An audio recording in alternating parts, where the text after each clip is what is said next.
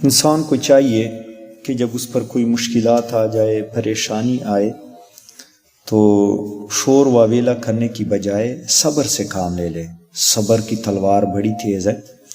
حضرت سلیمان علیہ السلام کے زمانے میں ایک شخص نے ایک خوبصورت اور خوشنوا پرندہ خریدا، اور اسے جب پنجرے میں ڈالا تو ایک دوسرا پرندہ اڑتا ہوا پنجرے کے اوپر آیا اور اپنی زبان میں کچھ بول کر واپس اڑ کے چلا گیا۔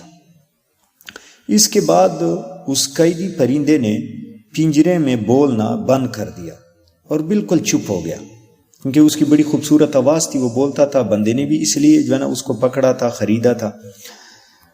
تو مالک بڑا پریشان ہو گیا کہ یہ اب اس کی چہچہاہٹ اور جو صبح وہ آواز نکالتا تھا وہ خاموش ہو گیا، بیمار بھی نہیں ہے۔ وہ حضرت سلیمان علیہ السلام کے پاس فریاد لے کر پہنچا کہ حضور، میں نے اس طرح پرندہ پکڑا ہے، وہ بولتا نہیں، کیونکہ سلیمان علیہ السلام پرندوں کی بولیاں جانتا تھا، وہ اللہ کے نبی تھے۔ حضرت سلیمان علیہ السلام نے فرمایا کہ وہ پرندہ میرے پاس لے آئے، پنجرہ منگوایا تو آپ نے فرمایا، اے پرندے، تمہارے مالک نے تمہیں قیمت سے خریدا ہے، اس کا تم پر حق ہے، تم نے بولنا کیوں بند کیا، کیوں نہیں چہچہاتے، کیوں خوبصورت آواز نہیں نکالتے؟ تو پرندے نے جواب دیا، اے اللہ کے نبی، اس سے کہہ دیجئے کہ وہ میرا خیال چھوڑ دے، میں جب تک پنجرے میں رہوں گا کبھی بھی نہیں بولوں گا۔ آپ نے فرمایا کیوں؟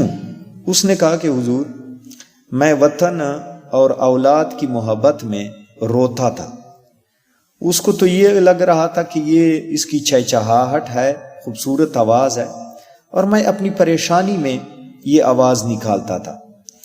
تو میرا ایک بھائی پرندے نے مجھ سے آ کر کہا، نادان، صبر کے ساتھ بیٹھ جا، یہ پریشانی ایک نہ ایک دن ختم ہو جائے گی، شور نہ مچا، جو شور کرتا ہے وہ کچھ بھی نہیں پاتا، سکون سے بیٹھ جا، اللہ تعالیٰ پہ توکل کر، خدا تعالیٰ کوئی راستہ نکالے گا، صبر کر۔